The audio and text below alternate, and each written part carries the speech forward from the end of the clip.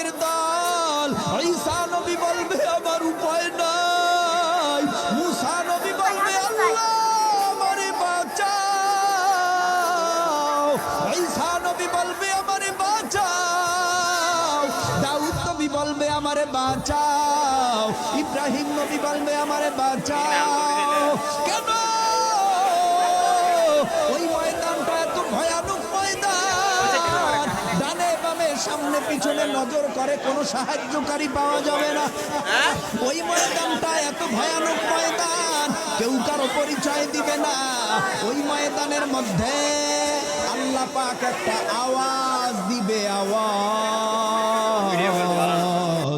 আল্লাহর আওয়াজটা কত কঠিন হবে, আল্লাহর গর্জনটা কত কঠিন হবে, আল্লাহর হুঙ্কারটা বড় কঠিন হবে। আল্লাহ বলবে ফেরাউন কই, নমরুদ কই, হামান কই, সাদ্দাত কই, আবু জাহাল কই, ও নাস্তিকের দল কই, পারলে আমি আল্লাহর সামনে আয়, ক্ষমতা দেখা। আল্লাহর সামনে কেউ ক্ষমতা দেখাতে পারবে? আরো আসতে বলো, আল্লাহর সামনে কেউ ক্ষমতা দেখাতে পারবে না।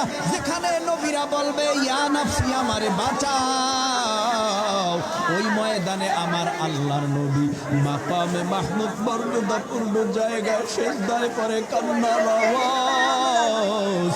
আল্লাহর নবী বলবেন ও আমার আল্লাহ, আপনার জাহান্নামে যদি আমার মায়ার উম্মত খায়, আমি নবী জান্নাতে প্রবেশ করব না। আয় আল্লাহ, আপনার জাহান্নামে যেন আমার একটা উম্মত না খায়। এই উম্মতের জন্য 3 দিন খানা খাই নাই। এই উম্মতের জন্য আমি ঠিক মতো ঘুমাইতেও পারি নাই। এই উম্মতের জন্য আমি ঠিকভাবে দুনিয়ার জমিনে চলি নাই। আমি শুধু রাত্রেও উম্মতের টেনশন, দিনেও উম্মতের টেনশন।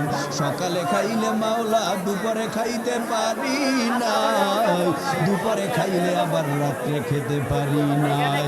7 দিন পর্যন্ত পেটে পাথর বেঁধে রয়েছি শুধু এই উম্মতের জন্য। আয় আল্লাহ, আপনার জাহান্নামের যেই গর্জন, এই জাহান্নামে যদি আমার একটা উম্মত খায়, আপনার জাতে পাকের কসম খেয়ে আমি নবী বললাম আপনার জান্নাতে যাব না।